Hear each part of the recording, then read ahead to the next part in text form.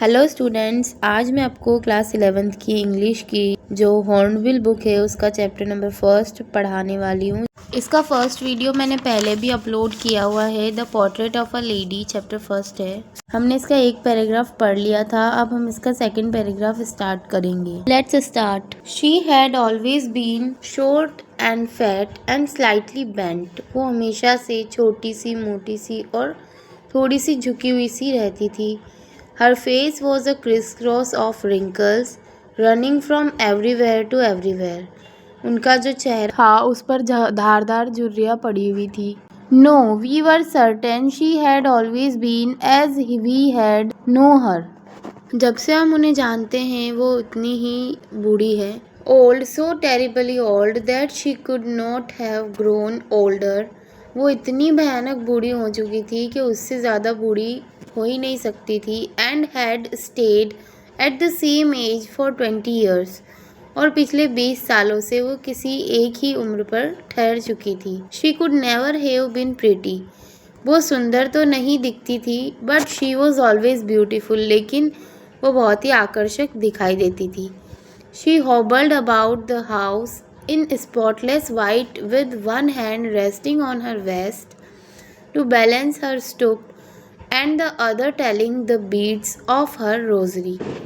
वो पूरे घर में सफ़ेद रंग की बेदाग साड़ी पहने हुए, एक हाथ अपनी कमर पर रखकर अपनी कमर को बैलेंस करते हुए और दूसरा हाथ अपनी मोतियों की माला में व्यस्त रहता था। हर silver locks were scattered untidily over her pale, puckered face and her lips constantly moved in inaudible prayers. उनके चांदी जैसे दिखने वाले बाल पीले पड़े हुए चेहरे पर बिखरे हुए से थे। उनके होठ निरंतर प्रार्थना में जुटे हुए थे।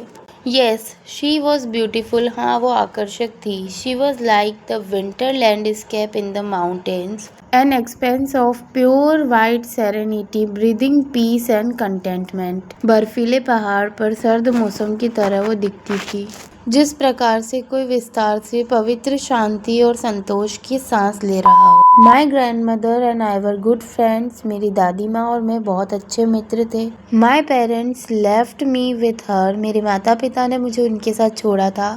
When they went to live in the city, जब वो शहर में रहने के लिए गए थे। And we were constantly together, और मैं और मेरी दादी माँ तब भी साथ रहते थे। She used to walk me up in the morning, वो मुझे सुबह में उठाया करती थी। And get me ready for school, और मुझे स्कूल के लिए तैयार करती थी। She said her morning prayer in a monotonous sing song, वो अपनी बेकार सी आवाज में सुबह की प्रार्थना गाया करती थी। While she bathed and dressed me, जब वो मुझे नहलाती थी और कपड़े पहनाती थी।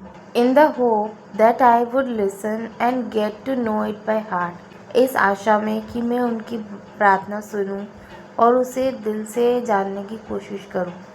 I listened because I loved her voice, but never bothered to learn it. मैं सुनता था क्योंकि मुझे उनकी आवाज़ पसंद थी, लेकिन मैं उसे याद करने के लिए चिंतित नहीं होता था।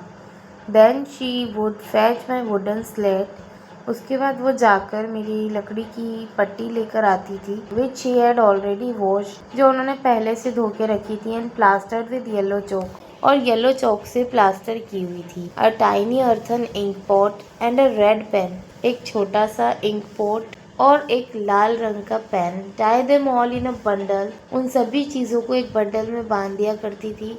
And hand it to me, मेरे हाथों में दे दिया करती थी। After a breakfast of a thick stale chapati with a little butter and sugar sprayed on it, एक मोटी सी बासी रोटी पर थोड़ा सा घी और थोड़ी सी शक्कर लगाकर जो ब्रेकफास्ट में करता था, उसके बाद we went to the school, हम स्कूल चले जाते थे। She carried several stale chapatis with her, वो उनके साथ बहुत सारी बासी रोटियां लेती थी। For the village dogs, गांव के कुत्तों के लिए। मिलते हैं नेक्स्ट वीडियो में, आज के लिए बस इतना ही।